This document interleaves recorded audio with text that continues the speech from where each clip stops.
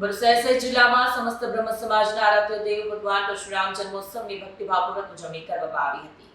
સમસ્ત બ્રહ્મ સમાજના આરાધ્ય દેવ અને ભગવાન વિષ્ણુના છઠ્ઠા અવતાર એવા ભગવાન પરશુરામજીના જન્મોત્સવની ભરૂચ શહેર સહિત જિલ્લાભરમાં ઉજવણી કરવામાં આવી। શ્રી સમસ્ત ગુજરાત બ્રહ્મ સમાજ ભરૂચ શહેર દ્વારા આયોજિત વિવિધ ધાર્મિક કાર્યક્રમોમાં બ્રહ્મ અગ્રણીઓ અને ભાવિકો મોટી સંખ્યામાં જોડાયા હતા।